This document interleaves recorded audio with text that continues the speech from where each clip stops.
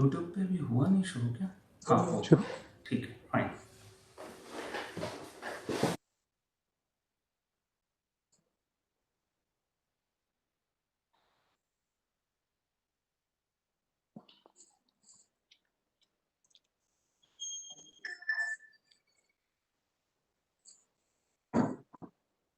शुरू हो गया।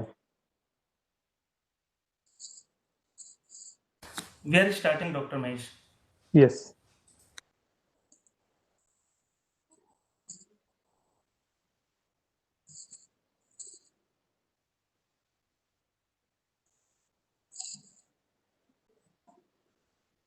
शुरू हो गया।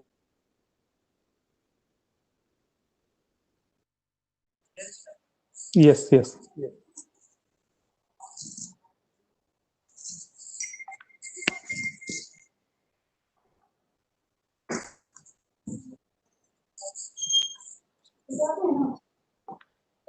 Good morning. So shall we start? Okay. So a very good morning to all of you, and thank you for joining us this morning for the inaugural Professor B. Guha Memorial Lecture. We shall be starting right away without much further ado. We have Dr. A very good morning to all of you. And, Dr. Usha Munshi with us for the inaugural Professor B. Guha. We have Dr. Usha Munshi with us, but who unfortunately her video is not yet up. But then she will open the event with her opening remarks without further delay. Dr. Usha.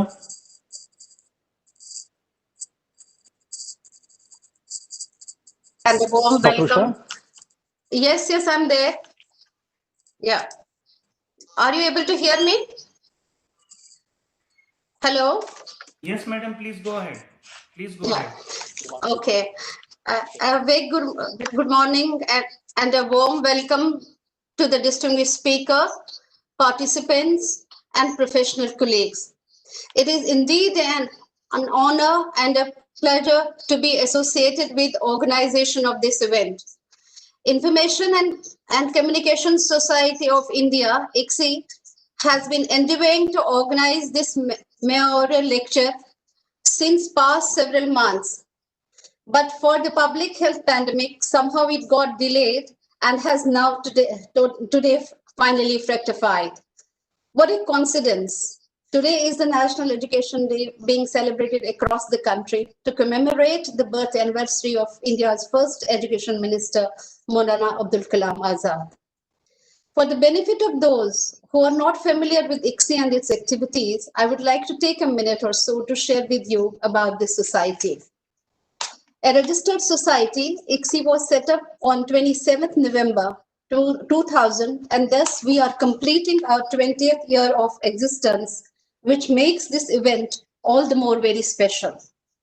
The society is an all India professional body devoted to encouraging interaction among information and communication professionals, science communicators, social media managers, and users. The society is one of the signatories of the Lyon Declaration on Access to Information and Development. In tune with the objectives of the society that includes collecting and disseminating information in the field of information science and knowledge management, ICSI has carried out many projects, study surveys, data analysis, and other allied activities on its own behalf or as part of the consultancy of sponsored projects from other agencies.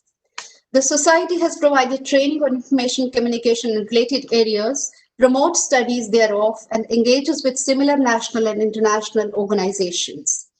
In the past, ICSI has organized several events, and the last event that it successfully organized was a seminar on commercialization of knowledge held at India International Center, New Delhi, drawing experts from across domains. Friends, today we have come together to celebrate an iconic personality who is being greatly revered by the professionals across the country for his contributions, far too many to mention all of them here. Professor Bimlendu Guha, the teacher extraordinary, was born on 1st December 1926 at Bikrampur, now in Bangladesh. After graduating from Hindu College, Delhi, he completed Masters in Library Science from University of Delhi, who was a direct disciple of Dr. S.R. Ranganathan, the father of library science in India, who was the head of the department at that point in time. Sri Guha started his career at Indian Statistical Institute, ISI, Kolkata, as senior technical assistant in 1950 and continued till 1956. There is a very interesting story about his appointment in ISI, and friends, I would like to share with all of you. In 1950, Dr. P.C. Mahalanobis, FRS, the noted statistician and founder of ISI, called on Pandit Jawaharlal Nehru, the then Prime Minister of India. During their discussion, Dr. Mahalanobis told Nehruji that he was looking for a good library professional for his library. Thereafter, Pandit Nehru contacted S.R. Ranganathan and told him about Dr. Mahalanobis' requirement. Dr. Ranganathan promised a brilliant library professional for ISI and asked B. Guha to see Dr. Mahalanobis. When Sri Guha met him, Dr. Mahalanobis was exceedingly pleased talking to Guhaji and asked him to catch the next available train to Calcutta and join ISI.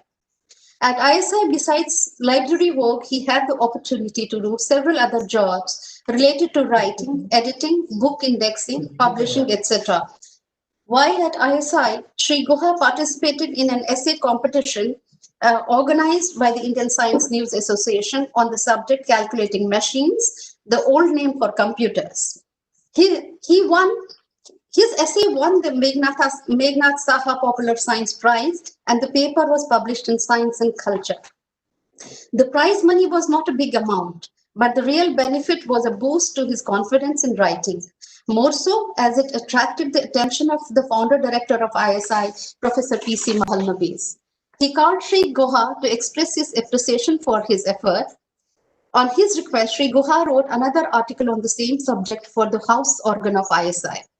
This was a regular assignment that was usually done during a single night, whether it was composition of the matter, proofreading, printing, etc., to be made available the next day for the presentation at the governing board meeting.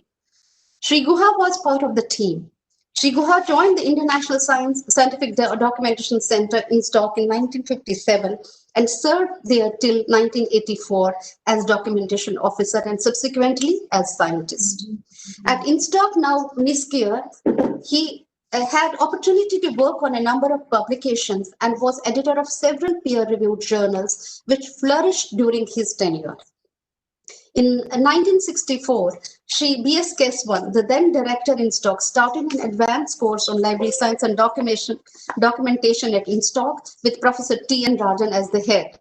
Professor Rajan and Sri Guha were the two pillars of the course. In late 1983 or early 1984, the then Vice Chancellor of Banaras Hindu University met Professor Guha in a meeting and requested him to take charge of Department of Library Information Science, and Professor Guha joined BHU in 84 as professor and head of the department and remained there till the end of his teaching career in 1986. After his joining BHU, the authorities faced a problem about the payment of his salary.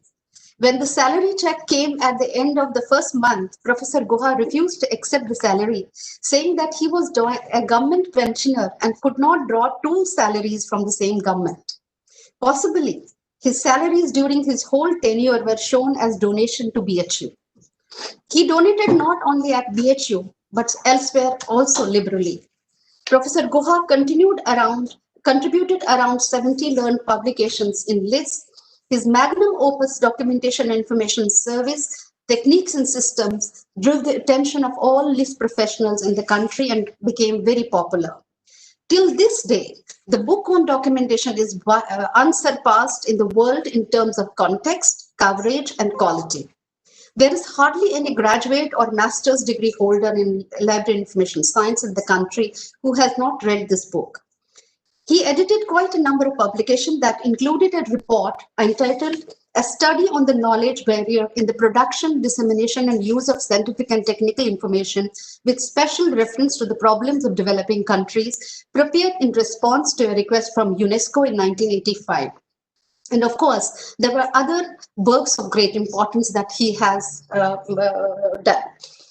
He used to say, "My first draft is the last draft," and that was precisely true till his last days of writing. He has tremendous contribution to national and international academic events where he spoke as an invited speaker and was closely associated with almost all professional bodies. As a teacher, according to his students, he ranks amongst the best in the country. Every lecture used to be well structured and every concept crystal clear. Among the list teachers and list journal editors, he ranked among the toppers in the country.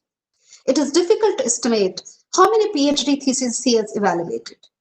It's not at all surprising that in one of the saddest moments of his life when he lost his wife, he penned down the obituary, "My obituary, O death." And there's a beautiful poem, which because of the paucity of time, I may not be able to recite here. He turned 92 on 1st December 2018 as a healthy individual. His demise was but a silent one. Sometime between 7 and 8 p.m., he left this world for good. Let the great soul rest in peace in his heavenly abode forever. Professor Guha was very closely associated with the Information and Communication Society of India and was its founder president. His contribution to the society were also very many. In his memory and in his honor, the society had decided to institute the annual Professor B. Guha Memorial Lecture Series. The annual Professor B. Guha Memorial Lecture is a small tribute to a great personality that Professor Guha was, who has given the library information fraternity a rich legacy that will be remembered and cherished forever. Who else could have been better choice than the Professor Vallabhi Ramagopal Rao, presently Director, IIT Delhi, to deliver the first Professor B. Guha Memorial Lecture? Professor Rao needs no introduction. He is so well known for his accomplishments and achievements. Prior to joining Indian Institute of Technology, Delhi as its director, he was a P.K. Kelkar Chair Professor in Department of Electric Engineering at Indian Institute of Technology, Bombay. A prolific writer, Professor Rao has over 450 publications in various journals and 45 patents in the areas of electron device and nanoelectronics. He was the first elected chairman of the Indian section of the American Nano Society, recipient of a number of awards and honors that includes the Swaran Jayanti Fellowship Shanti Swaroop Bhatnagar Prize, the highest scientific award for researchers in India, presented by none other than the Prime Minister of India himself. Infosys Prize in 2013 for his wide-ranging contributions to nanoscale electronics for insightfully integrating chemistry and with mechanics and electronics to invent new functional devices, and for innovation and entrepreneurship in creating technologies and products of societal value. Besides his awards also include Techno Mentor Award from the Indian Superconductor Association in 2009, the IBM Faculty Award in 2007, and the IEEE EDS Education Award in 2020, in addition to many more. He's a fellow of IEEE, fellow of the Indian National Academy of Engineering, and a fellow of all the 3 national academies, Indian Academy of Science, Bangalore, National Academy of Sciences, Allahabad, and the Indian National Science Academy, New Delhi. May I humbly invite Professor V. Ramagopal Rao to deliver his first Professor Guha Memorial Lecture on a very thematic topic of great relevance, national education policy and its implications for higher education in India. Professor Rao. Yeah, thank you very much, Dr. Munshi. I'm very honored to be giving this first Professor V. Guha Memorial Professor Lecture. Rao. Yeah. Professor Rao. You're able to hear me? You're able to hear me? No? Hello? Yeah, we are loud and clear. Yeah, okay. We are able to hear you well, sir. Yeah. So thank you very much, Dr. Munshi. I'm very honored to be giving this first Professor V. Guha Memorial Lecture. And I would also like to thank Information and Communication Society for inviting me for this event.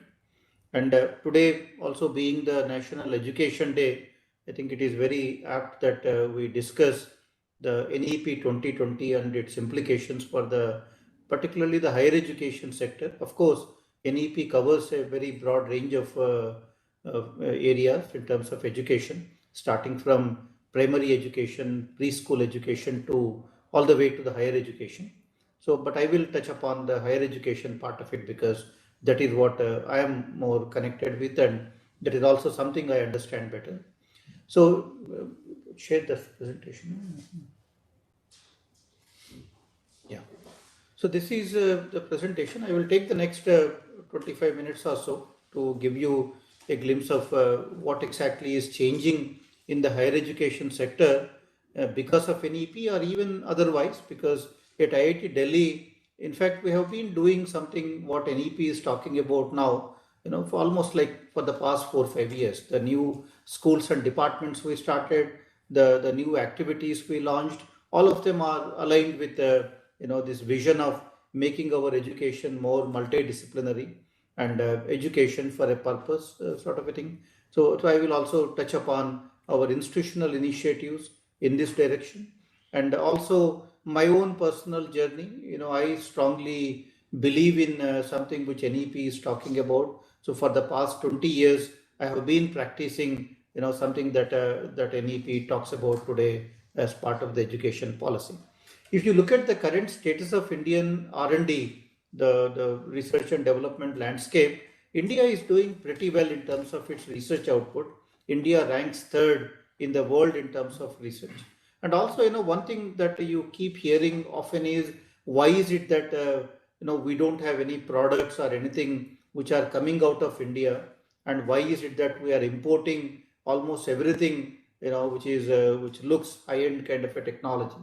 And this is a question that is there on many people's minds. And I would also like to, address some of those issues, some of those concerns, and see where do we stand today, and where will we be, let's say, in another 5 to 10 years kind of a time frame. So like I said, in terms of research, India does a lot of research. In fact, if you look at the National Science Foundation rankings, NSF is a American entity, and if you look at the National Science Foundation rankings of various countries in terms of their knowledge generation, India ranks third. So that is not a mean feat. I mean, we are after China and US, comes India right now in the world when it comes to knowledge generation.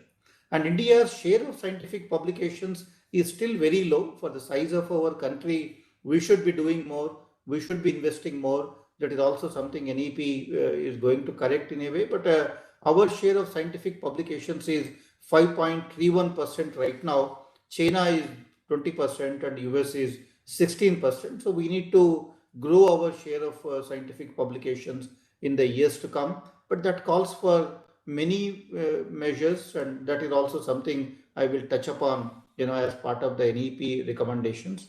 And India is also one of the fastest growing countries in knowledge generation. If you look at the scientific publications, India is seeing a growth rate of 11% as compared to the world average of 4%. So we are indeed one of the fastest growing scientific nations, which is also something to be happy about.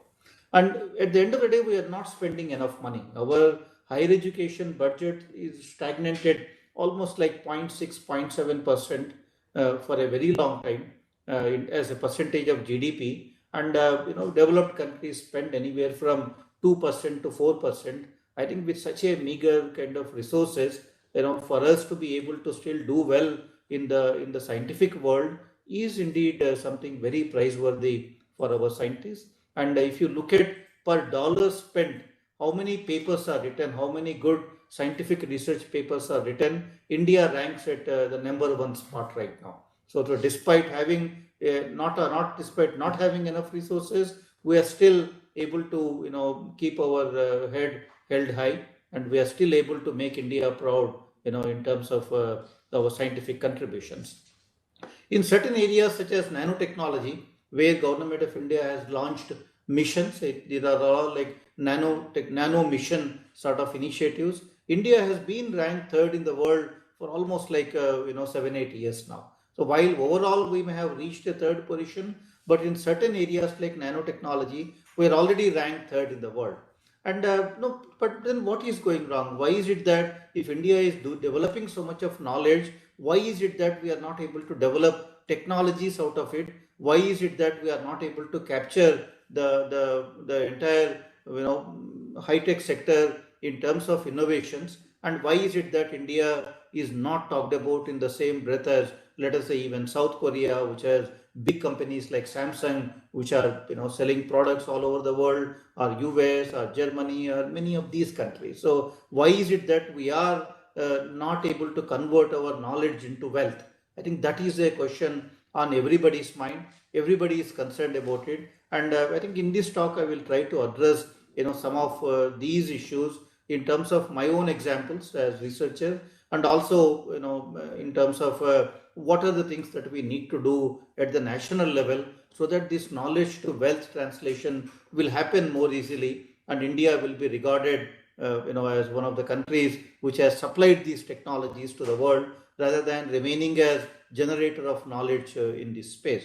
So we generate knowledge, somebody uses this knowledge and sends back these technologies back to us. That is the current situation. It is not that Indian science and technology is not contributing to all the advances you are seeing in many of these fields. It is directly contributing, but we are not party to that, and it's how we generate the knowledge. Someone else makes use of the knowledge and sells back some of these technologies for us. In fact, last week we celebrated C.V. Raman's day, the Raman effect. The Sir C.V. Raman's that Raman effect, the light scattering phenomena, is used almost in every sector.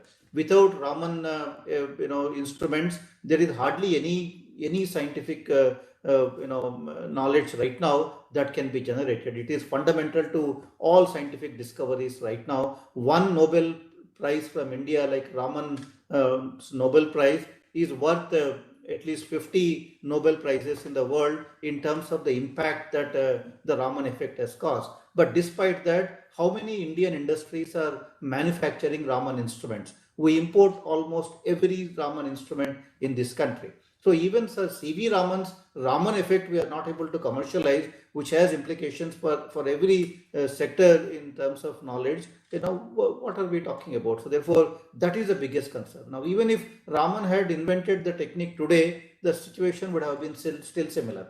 So we wouldn't have been able to commercialize that science and that highest level of science, and we still would have relied upon some Western companies in order to convert that science into a technology and manufacture those systems that we use every day in our scientific endeavors. So I think that is a challenge right now, and we need to change this, and it cannot continue forever. And this is also not sustainable, that you take money from various sources, do research, publish papers, and nothing happens after that. And that is what is the issue. And therefore, you need to now develop an ecosystem where some of that scientific knowledge becomes wealth, and part of that wealth flows back to the science. So that way the science becomes sustainable, and over a period of time you see the fruits of it being seen in the society, and people making use of what we do in our academic institutions. These are things which are very important now for us as scientific researchers. So that is what I'm going to touch upon in my talk in the remaining 20 minutes or so.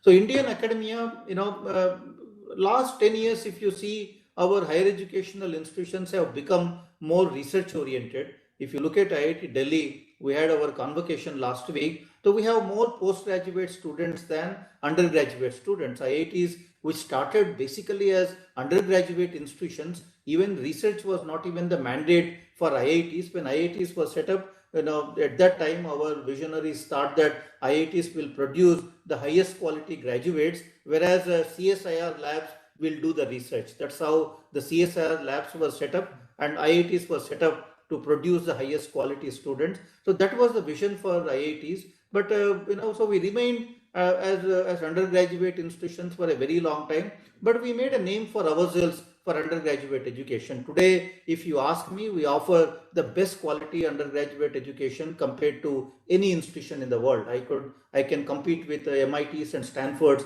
when it comes to our undergraduate students. So there is no denying that fact. But but of late, in the last 15 years or so, these IITs now have started to change their character a little bit. They started to focus more and more on the postgraduate programs. Now the research in these institutions is also picking up. And for example, IIT Delhi for almost like 15 years now is focusing on transforming itself into a research intensive university. We have something like 3,400 PhD students on the campus. 60% of our students are postgraduate students as against 40% who are undergraduate. So that is something that is still happening. But our R&D still is primarily driven by the North American and European models. That is one issue that I see right now. But even US was also something like this in 1800s. In 1800s, the good colleges in the US followed what was happening in England and Germany, because in those days, the universities in England and Germany were considered to be the finest in the world, and they were the ones which were driving all the innovation, and they were actually the ones which were working in the areas of classics, theology, and natural sciences, and the US universities were following that. All that got changed in US because of one act, which was known as the Morrill Act of 1862. What this Morrill Act did was, they said that they started this land grant universities. What the government said was, they allocated land to these universities in return for these universities working in such branches of learning as are related to agriculture and the mechanic arts. In 1800s, these were the two very important areas for the society. And that is how the American universities started to focus on the agriculture and the mechanic arts. You still see many American universities having the tag A&M, Texas A&M, and those kind of things. The A there stands for agriculture, M stands for mechanic arts, and many good universities you see today, starting from Stanford to many other universities, they are all land grant universities created under this land grant university model Act of 1862, and to work on in areas of science which will matter to the society. So that was how they did that, and that transformed these institutions.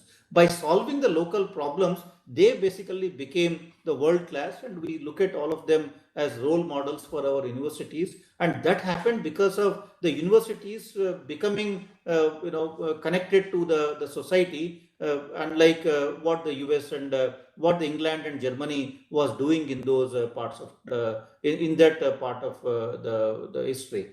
And so we seem to have found our Morrill moment. Indian universities was still what the US universities were in those times. So we are not connected enough to our society. We are not solving enough of our problems that our people face. And but India now seems to have found its Morrill moment, and some of our research is now becoming top down. Very often we have this thing like the solution to a problem is what we must be focusing on, but rather what is happening today is solution looking for a problem. So we seem to have a solution, but then we are looking for a problem where we can apply this solution. That is the current status of our research. I think from solution looking for a problem to solution to a problem, that is what I believe NEP is set out to do, and that is what I hope NEP will be able to achieve. And with that, I am confident Indian universities would have found their Morrill moment, and down the line, a few years from now, I think many things might have actually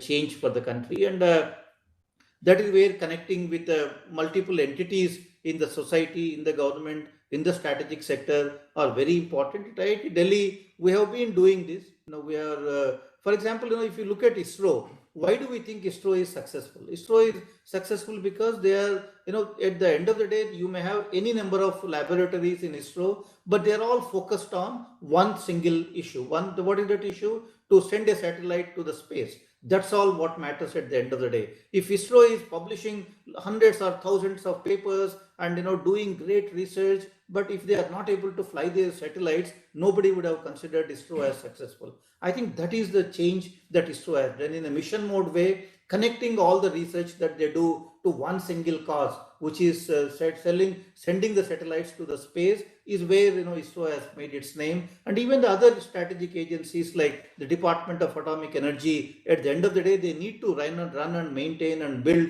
these nuclear reactors, or DRDO. At the end of the day, they need to deliver technologies to the armed forces. I think these are all very mission mode kind of things, and these are missing in the academic sector because we are not working on any problem.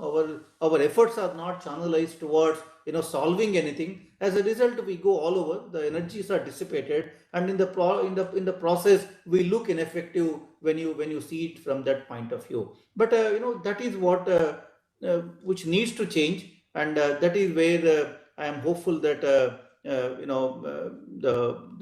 the future NEP will address some of these problems. And for example, what will NEP achieve? If it is implemented in the right spirit. For example, NEP talks about all the right things, but implementation is the key. Implementing it in the right spirit is also the key, not for, just for the sake of implementation. If we do the implementation without keeping the spirit in mind, I don't think it will make any impact anymore. But if you keep that spirit alive, and if you implement it, to realize the spirit by which it is written, or because of which it is actually there in NEP, I can assure you, a lot of things will change. What is that one thing that will change? Indian higher education system is highly fragmented right now. If you want to do engineering, you come to IITs. You want to do management, you go to IIMs. You want to do medicine, you go to AIIMS. You want to do social sciences, you go to, there are institutions dedicated for social sciences. You want to do science, you go to ICES or IASC. I think this fragmented way of doing education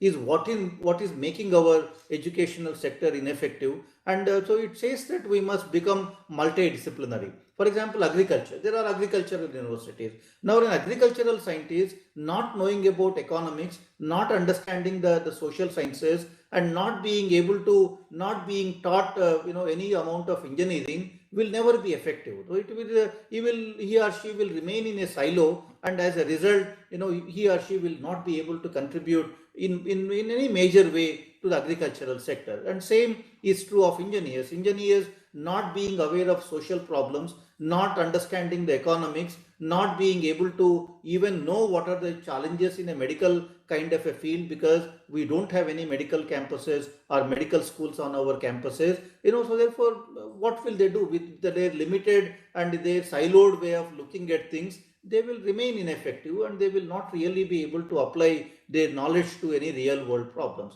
So in a multidisciplinary kind of an approach, the idea is to bring these people together so that they can visualize the problems. And because the problems don't have any discipline. If you want to solve the air quality problem in Delhi, which discipline does it fall under? It doesn't fall under any discipline. You will require, I can tell you, the entire institute to come together to solve the air quality problem. So but that's the reason why we are not able to address that. So this multidisciplinary approach to solving problems is a key to solving any of these problems. And I will also demonstrate that with some of my own personal examples. Another biggest challenge in India, today for higher education or research was the subcritical research funding. As I said, our research funding as a percentage of GDP has actually started going down. As economy grew, if you at least kept the same percentage of money for the research, the funds would have gone up. But they did not do that. I think the funding was kept almost similar, though economy was increasing. As a percentage of GDP, our contribution to higher education going down. I think that was very alarming. While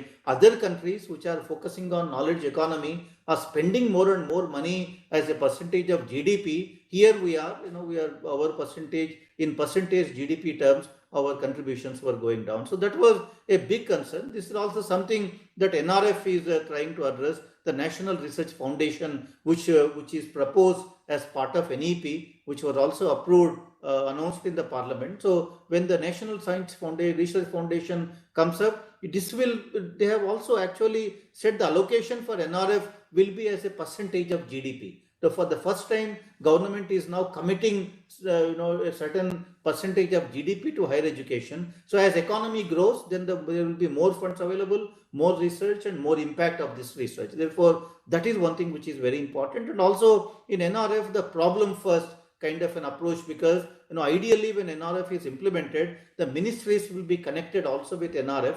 and ministries will give the problems, and they will also give some part of their funds. So therefore, the funds will come with problems, and that is where if you engage with academia, if you tell them that this is the problem that I want you to solve, this is the money for you to use, and then you start to review the work at close intervals, I can tell you the talent is there in the country, and our academia will be able to address some of these problems. Today, it doesn't happen that way. Today, you develop your own problems or you come up with your own problems, then go to agencies like Department of Science and Technology, which funds your research problems.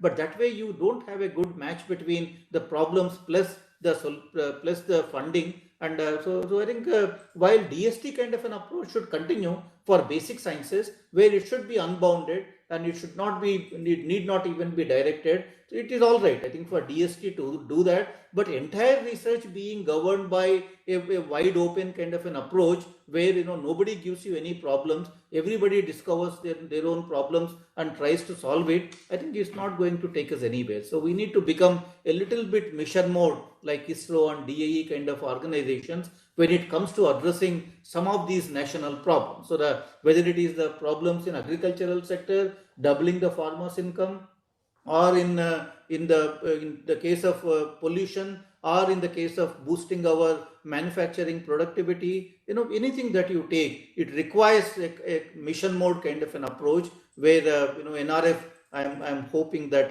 will address this problem. Very often we do research and development in our academic institutions, but I think what is also required is relevance and delivery.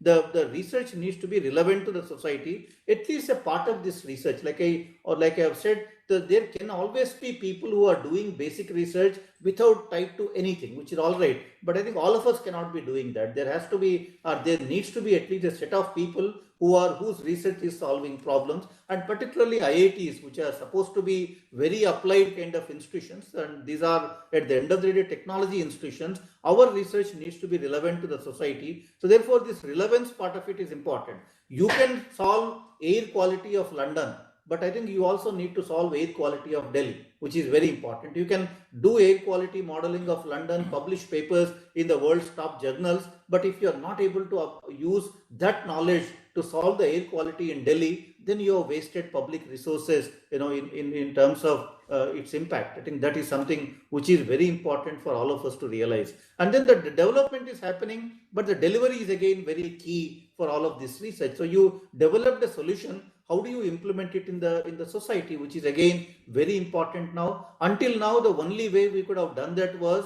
with industries coming and joining hands with us. That is why the academia industry collaborations were always talked about in great detail by everybody. So industry comes and takes up this knowledge, uses this knowledge, and then develops products and solves the problems. But that has not happened again, because India has never been successful in developing this manufacturing industry. There are hardly any manufacturing industries in the country in the high technology space. As a result, there was a mismatch between what the institutions are working on and what we could have done in terms of finding a solution to a problem. So this delivery was missing. But thanks to the startup culture which has come about in the country now for the past 1 decade or so, now we are able to use startups as a vehicle to take our knowledge to the society. At IIT Delhi, if you see, there are at least 100 startups now, and many of our faculty members are now starting to have their own companies through their own knowledge. They have worked on a problem, found a solution. Instead of waiting for an industry to come and take up that knowledge, now they are able to start their own company, and then they are able to take it to the society. So this is again, we are doing it through a variety of programs and schemes, and we are trying to help our faculty to become entrepreneurs now. I think that to me is very important, because Lakshmi and Saraswati need to be together in academic institutions. Only worshipping Lakshmi, is not going to take us, or only worshipping Lakshmi or worshipping Saraswati is not a way, we can ever build a knowledge economy. And I think through Saraswati pursuing Lakshmi, there should not be any problem at any stage for any academic institution. So at IIT Delhi, we are doing it very aggressively. I am hopeful in a few years' time, we will be able to create those technology companies which can make an impact, in the world, on the world scene. And there is another thing which the National Education Policy talks about. I think this government controls. All our institutions are very tightly controlled by governments. To different degree. For example, IITs have lesser control, whereas universities have a higher control. So I think, but at the end of the day, all of us are controlled by some finance people, some rules here, some rules there. The appointments, everything are tightly controlled. What the National Education Policy also talks about is autonomous bodies, autonomous boards. For example, the board of governors of an institution is what will manage the higher educational institutions, and the boards can also have more alumni now, because alumni also hold the need to have a say in the running of these institutions, and whether it could be through governance or by providing support. At IIT Delhi, for example, we are working very closely with alumni. We launched an endowment fund. On the day of the launch, we got almost like 260 crores of funding commitment from our alumni. I think that is a kind of a attachment they have to their alma maters, and that is what I believe will help the institutions if there are more alumni on our boards. For example, if you look at Harvard University, which is ranked #1 by so many in the world, Harvard, the success of Harvard model is entirely because it's completely run by alumni. I think that is what US universities have found now. To build those world-class universities, Indian institutions need to do that. From the current government control to independent boards which are managed by alumni, at least up to 50%, is what, in my opinion, will completely change the character of our institutions. I think there are two things which are required. One is the competition. The current the NIRF ranking and other things have now provided a platform for us to compete with each other, which is also very important. But along with competition, you also need to have autonomy. I think when you have these two things going hand in hand, then the institutions can prosper. Otherwise, you have competition, but then government now controls the different levels with different universities. Then you are not playing a level playing field. IITs will always do better because we have less of a control. Universities will suffer because they have so much more control. So therefore, this competition and autonomy need to go hand in hand. Otherwise, you will always straggle some set of institutions, and they will never be able to compete with others. Then we start blaming them. Why are you not doing better? Kind of thing. I think this is something which is a very flawed model that exists right now. I am also confident that NEP, will set that right. Another thing is the gross enrollment ratio, which is currently 26.3% in our higher education, and the government now wants to take it to 50% by 2035. That is almost like saying we will double our postgraduate programs, we will double our graduate programs in the universities and all that. And that is again a very, a very aggressive kind of a target we are setting for ourselves. Our institutions are small. Even our good institutions are very small. This year, for example, all IITs together have admitted something like 15,000 BTech students into our campuses. 15,000 BTech seats across 23 IITs. That is the current number of how many students get into our institutions. You take the case of one single university in US.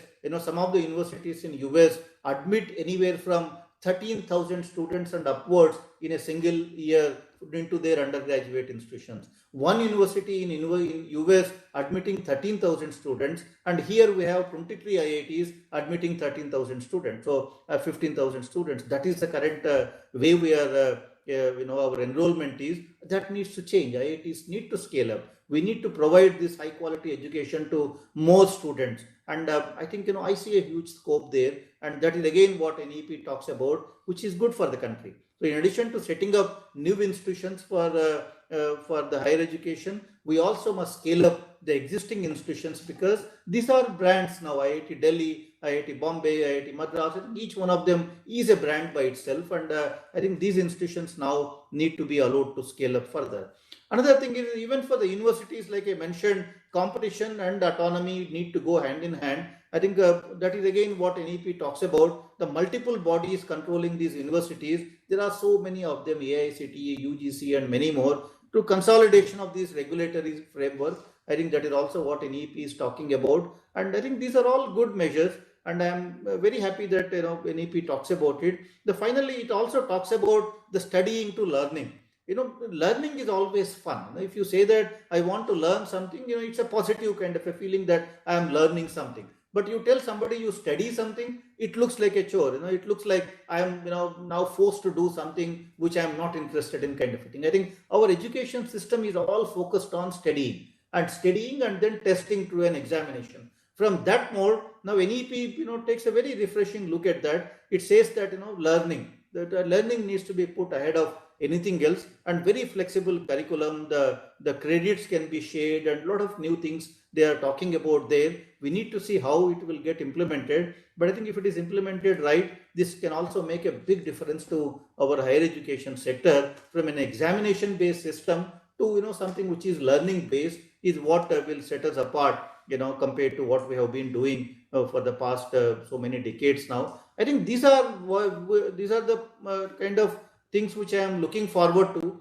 from the NEP. All these are there in the NEP in explained in detail. I think if these can be implemented in the right earnest, I see that Indian education will see a huge resurgence, and we will be that Vishwa Guru that we were once upon a time. And I'm actually looking forward to the NEP implementation. Government looks very keen. The Ministry of Education has already laid down a plan for a time-bound plan for implementation of NEP. I think I see for the first time a commitment on the part of government in not only in terms of putting out a very progressive NEP, but also in terms of its implementation. So I'm hopeful that something will happen on these lines in the next few years to transform our academic institutions.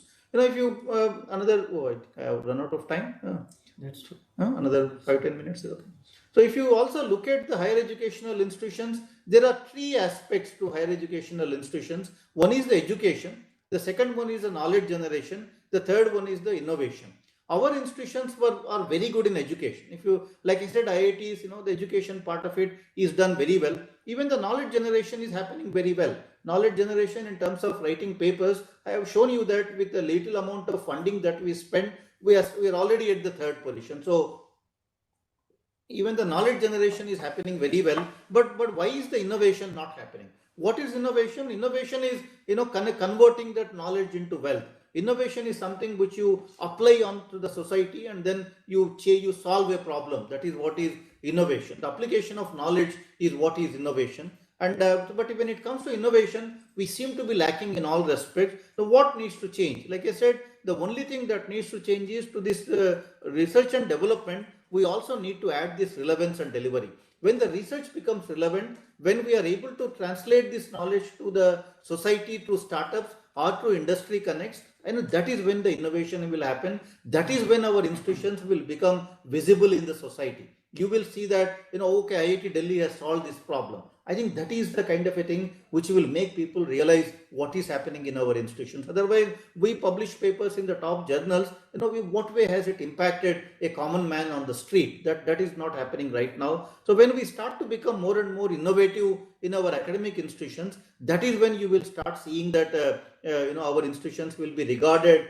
on par with some of these finest institutions in the world, because they have made their name by application of the knowledge, not just necessarily by writing papers. When you think of Stanford, you don't look at how many papers Stanford has done. You only look at what technology Stanford has developed, which have transformed the world. I think that is a metric that will always be used to judge the finest institutions in the world. So when our institutions become more and more innovative, that is when we will become world class, and that is when our institutions will be regarded very highly. So while we are doing very well on the 1 and 2, the third one is what now becomes a kind of a need of the hour today, and already a lot of steps are being taken.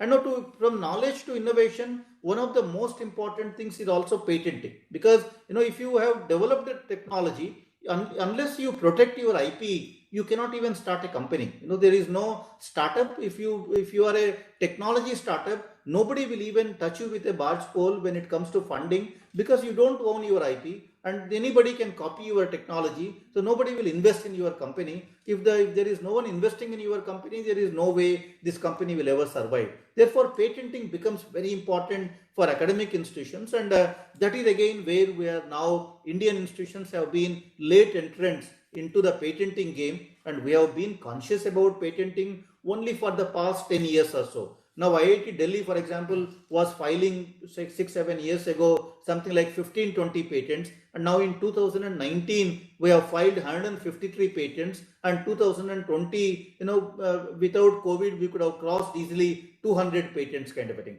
I think that when you file all this IP, when you protect this IP, then using that IP you can start companies, and then investors will invest because you have developed something new which is now patented and protected, and then you can convert that knowledge into a technology solution, and then start addressing problems, and that is what is very important. So therefore, but for you to patent and for you to convert that into a application which can help people, the relevance and delivery part of it are as important as research and development. So therefore, these two aspects, at least at IIT Delhi and in some of our top institutions in the country, now are being taken very seriously. The innovation is happening right now, and there is a major transformation that has taken place in our institutions, at least in the major, particularly the leading IITs, at least in the last 4 or 5 years, I would say. And for the benefits of that to be seen in the society, I would wait for another 3-4 years, when you will start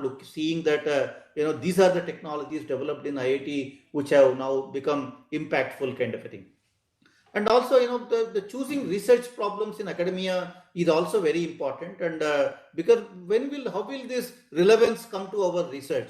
The relevance will not come to our research by me sitting in my room and imagining a problem, and which may not even exist in the society. So, but because I like something, because my knowledge is all in that direction, I can imagine a problem and go to some agency, get funding, and start working on it. But that is not going to change anything for anybody. So, how would the relevance come?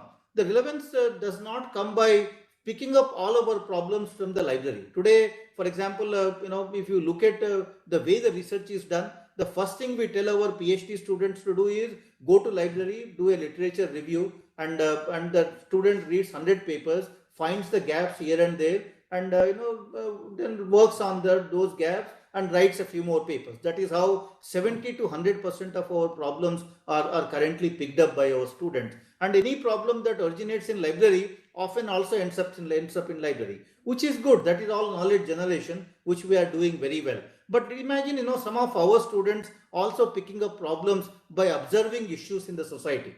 And that is where good humanities and social sciences departments in our institutions, which analyze the problems, tell the engineers, what are the things that they need to develop as technology solutions. I think that is one way you can also address some of these problems. So I think picking problems by observation in the society, or pick up problems from the industry. Now, at IIT Delhi, we have done all of these taken different initiatives so that we can bring industry closer to the institution, and industry is now looking at lots of problems. And now through those, from the eyes of industry, when you look at the society, they see, things which need to be done in the society, and can we work together, and then solve some of these kind of problems. So for example, recently, one of the big companies in the renew power space came to us and said, I want to understand the renew power. I want to understand how air pollution affects, solar efficiency. You have set up all these solar plants. How does air pollution affect the solar efficiency?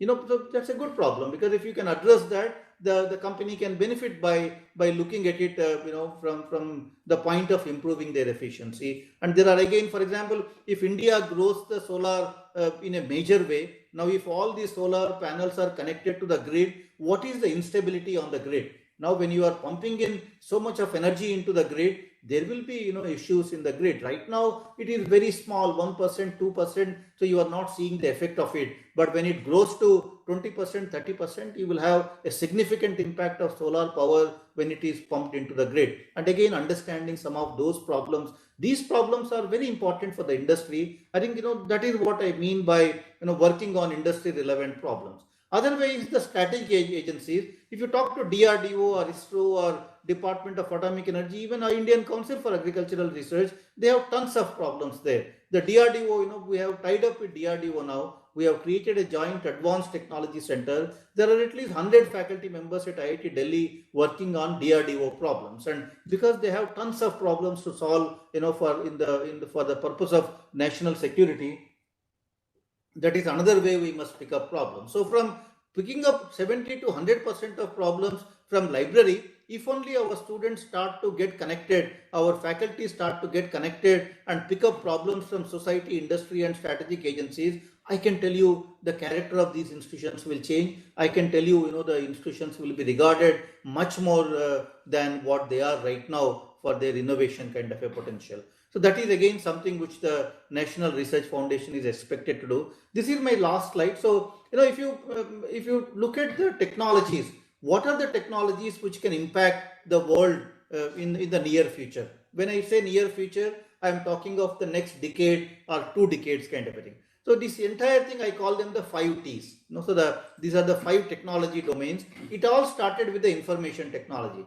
India's journey to the knowledge economy started with the information technology, and we are the solution providers when it comes to IT services to the entire world. So that is a world accepted fact.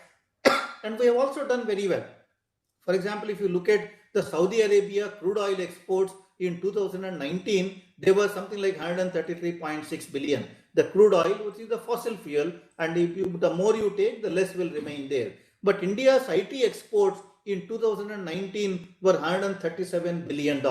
And this is, as you can see, one is perishable, one grows by using it more. So I think India is doing very well, and we must be proud of our IT sector for what it has done to the country. And then biotechnology. India is also doing very well in the biotechnology sector. It is IT-BT kind of a thing, as they call it. In the biotechnology, India is the largest provider of generic drugs globally. 50% of global vaccines are manufactured in India. 40% of generic demand drugs, every second drug sold in the US over the counter is actually made in India. And 25% of all medicines in UK are made in India. So even in biotechnology space, India has been able to do very well. So here is where the knowledge to wealth translation has definitely happened. Now comes the nanotechnology, which is something India is doing very well in terms of knowledge generation. As I said, we are ranked 3rd in the world when it comes to knowledge generation as per the Nature nanotechnology reports and all that. But here it remained as a knowledge. So this knowledge of nanotechnology, we haven't been able to apply it to the society, but there are at least a dozen startups now, because we did not have any manufacturing industries in the nanotechnology sector. Nobody took this knowledge and did anything. But now, because of startups, now all of us have started companies. I have a couple of startups, myself, and all these startups are now trying to put these technologies out into the market, and that is something that is now happening for the nanotechnology. But here, the knowledge to wealth translation needs to happen. The 4th is the cognitive technology. So that is where, again, India is now trying to build these initiatives. At IIT Delhi, we just started a school for artificial intelligence, and many IITs have started similar initiatives. But if you look at all this work is done in computer science departments. Computer science departments focus on quality, and they work on the core aspects of the cognitive technologies, the artificial intelligence, machine learning kind of technologies. India is currently ranked 5th in the world in terms of citation. So we are doing quality research, but we need to build a base. We don't have enough people working in these sectors. So we need to produce more graduates who understand AI, ML kind of areas. We need to scale up our programs. We need to now publish more, generate more knowledge, and we need to translate more knowledge for societal application. And the cognitive technology can have impact from the courts, the legal processes to Government of India. So everywhere the AI ML technologies will have their impact. So at IIT Delhi, we have started a major school, and we are starting major academic programs. But this is something where we need to put our act together and become good at in terms of scale, so that out of that scale, if we are able to translate knowledge, again something good can happen. Finally, the quantum technology. Here, we have just started. In fact, in the last budget, $1 billion were allocated for quantum technology, about 8,000 crores, and now we are trying to build a base, and we are trying to now get people involved. But this is where we are just beginning. So if you ask me, these are the 5 T's: the IT, BT, NT, CT, and QT. These are the 5 T's which you will see in our lifetime, and these are not like the verticals. These are like the platform technologies. You can apply IT in almost every sector, and similarly the quantum technology is going to be applied in every sector, because the future computers are going to be built using the quantum technology. Therefore, it will again have its impact on every sector. So therefore, these are the platform technologies where we need to do well, do better, do at a scale, so that we can capture the world markets when it comes to the economy. And we have done pretty well for IT and BT. There is no reason why we cannot do well in the NT, CT, and QT segments. If only we put our acts together and then work in a focused fashion, use the NEP provisions effectively. I have a feeling we can do very well. And so this is something which I will stop here in the interest of time. So thank you very much. Thanks. Thank you so very much, sir, for such an insightful, Professor V. Guha Memorial Lecture. In fact, the National Education Policy has been lauded, it has been appreciated, and it has also gone on to be said to be revolutionary kind of a policy at not only the higher education but at the primary, secondary. And your talk on the higher education sector has been very, very insightful, and I'm sure that all the participants who have joined us, about 100 odd participants on WebEx and a similar number on YouTube, would surely have been enriched by your talk. Sir, there are a few questions on YouTube and also one on WebEx. So with your permission, I'm sure there will be more coming in. As I can see in YouTube, there are questions coming in. Sir, I hope we can take a few questions if you have the time. Sure. Yeah.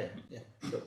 Sir, one of the first questions that came up was, I think, from a concerned researcher who asked, can we leave the PhD after completing 2 years and continue after 2 or 3 years along with previous fellowship? I thought you did mention about flexibility in the NEP, but then, sir, you are maybe the concern of this.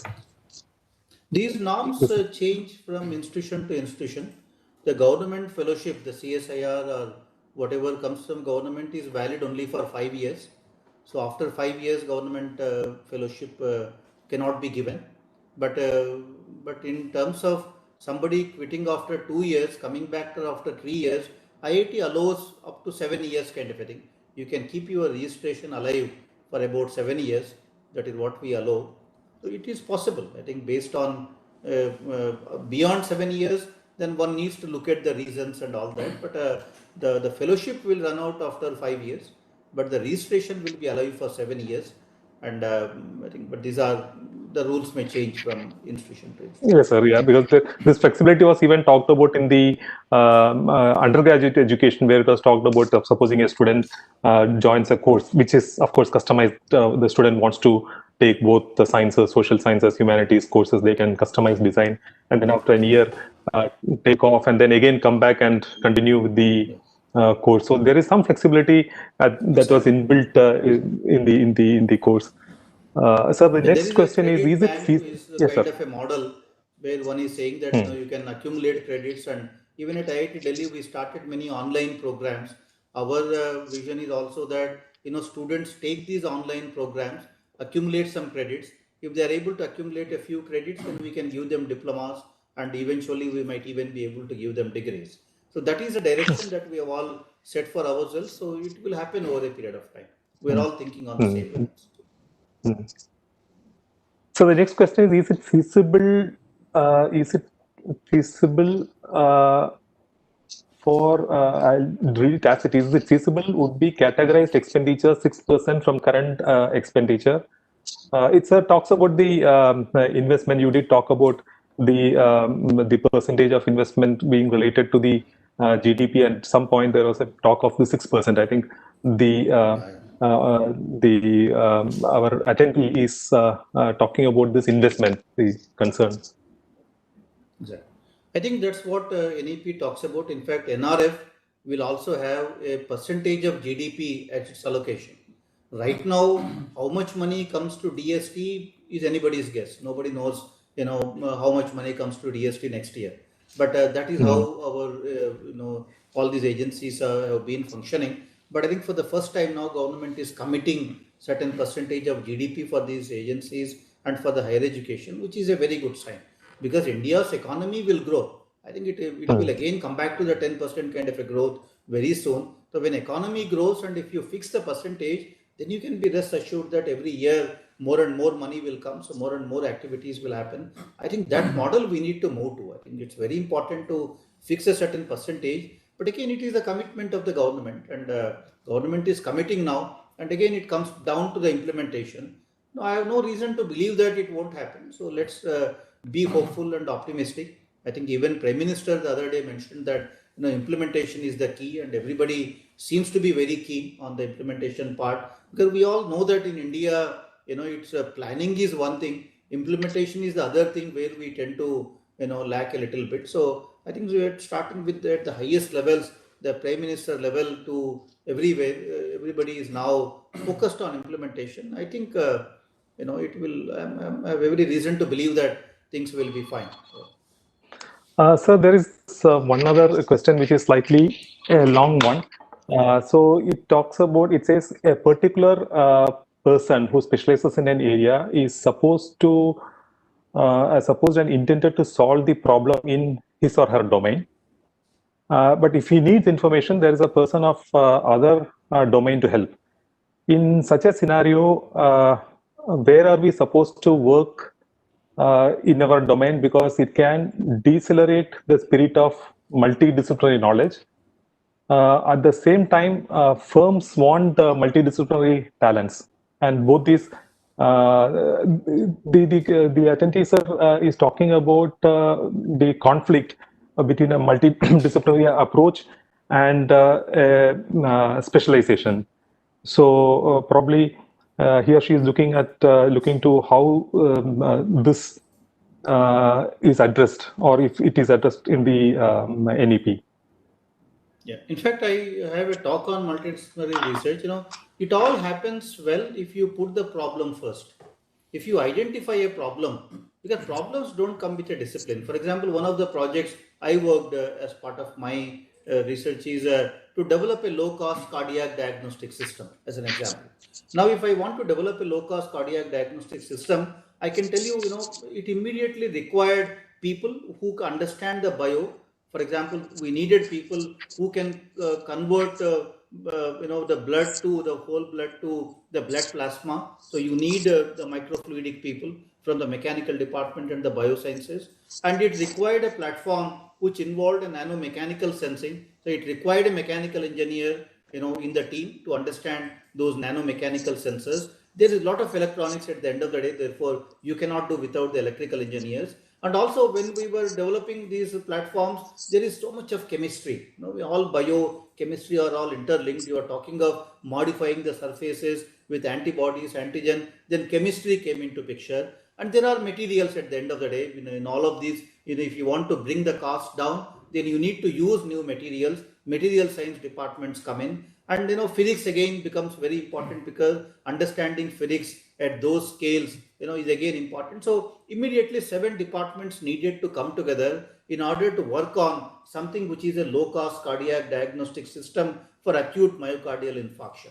That is how the research happens. So once you put the problem first, once you define the problem as a complete system, if I am only interested in converting blood to plasma, I don't really need to work with anybody else. I can go to my lab, I can build my microfluidic chip. I already know that, and I can do it myself. But if you are looking at a system as a deliverable, because unless if you just develop some technology for blood plasma separation, what will change?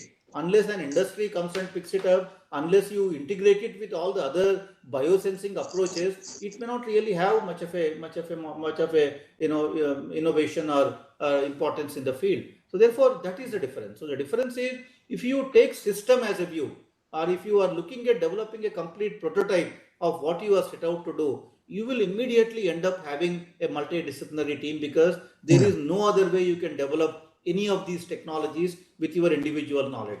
But individual knowledge is very important. You need to be good at something so that people come and are willing to work with you. If you don't offer anything to the group, why would anybody want to ever work with you? So the first thing is to become good in your discipline. The second thing is to be able to work with other people, to be able to work in a group. Because if you are working in a group, it doesn't matter how good you are. All that matters is how good are you for the group. I think that is a very important distinction. Once people realize that I am important for the group, then you are in the group, then you work with each other, and a bunch of people coming together and keeping the system view in focus, a lot of things can happen. So I think that is the way multidisciplinary work will happen. Otherwise, anybody saying work in a multidisciplinary team, but what do you work on? There is nothing, unless you put a problem, unless you identify a solution which has system as a focus, it's a non-starter.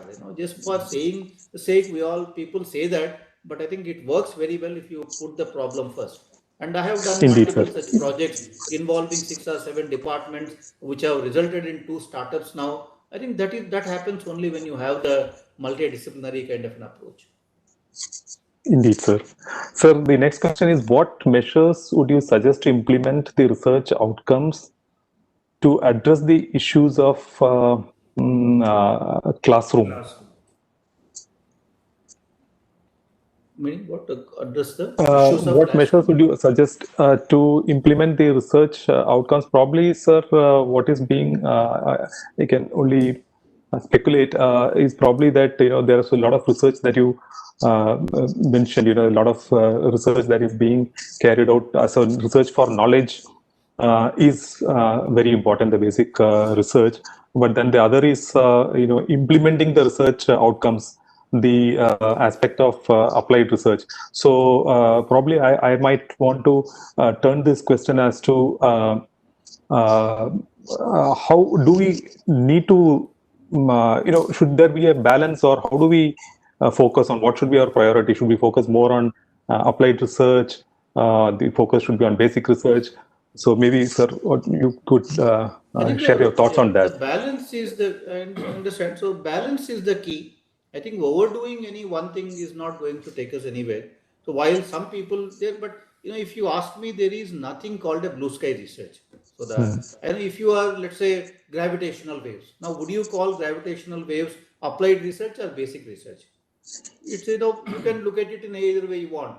Today, the gravitational waves now, is what many people are working on. When Einstein, predicted them 100 years ago, and after they were proven a few years ago that the presence of gravitational waves, now gravitational waves offer you an additional tool in addition to those telescopes to probe the atmosphere, to probe the universe, right? In addition to earlier, how could you do the probing of the universe? Only by using those giant telescopes and all that. Now gravitational waves offer you additional mechanism to probe the universe. So now at some point in time you will start using them. It's a technology now. So what was a basic research for 100 years now is a technology.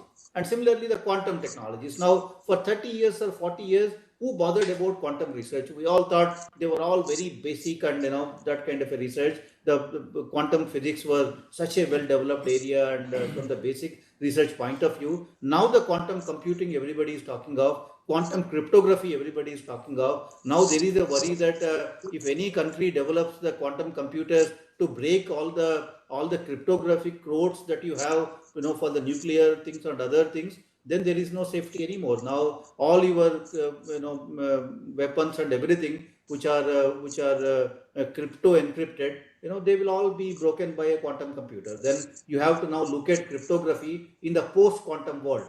So therefore, quantum technologies or quantum physics, which remained basic for 30 years, now is applied. That is what is, there is no major distinction between basic and applied. Today's basic technology will be tomorrow's technology. The basic science will be tomorrow's technology, and then eventually the products will come out of it. Sometimes that incubation time is 30 years, sometimes it could be 100 years. But eventually everything will find its application at some point in time. So you need all kinds of people. If you cut down funding for the basic research, then you are cutting down that pipeline. So you will not have, if there are not enough people working on quantum physics, you will never be able to develop the quantum related technologies eventually. So therefore, all areas are important. So as a country, we need to take that holistic view. But if everybody works on quantum technology, it's not going to work. Everybody works on basic research, it's not going to work. There are immediate requirements. So therefore, as a country, we need to do that planning. And that planning is very important. That balance is very important. So there are more questions actually coming in now. So can we take one more question, sir? Because we are almost at the end of our time. 12:20, I need to leave. I have a... Okay, sir. I'm sorry, Then- in the interest of the time, sir, as a... Okay. Then we shall stop, sir. Then we shall stop here. So I think, sir, we'll stop here and we will, just proceed with the further program, which is a couple of minutes. Sir, as Dr. Usha Munshi mentioned, ICSI is completing 20 glorious years this month, and it just could not have been better than this. For an eminent scientist, a noted technologist, a respected professor, and of course the director IIT, talking to us on this very important day of the National Education Day that today is, talking about the National Education Policy 2020 and the higher education scenario. So thank you so very much for delivering this first Professor B. Guha Memorial lecture. It could not have been any better. Sir, for sparing your valuable time and being with us this morning, on behalf of ICSI and all the viewers and on my own personal behalf, profusely thank you, sir. At this point in time, sir, may I request on behalf of ICSI, our colleagues, Dr. Nabi Hassan, Joint Secretary ICSI, and Dr. Das, the Treasurer of ICSI, who is there with you right now, to present a memento as a token of our deep appreciation for today's lecture. Sir. Dr. Nabi? Yes. Anu? Thank you. So there are virtual claps for you, sir, all the way from different parts.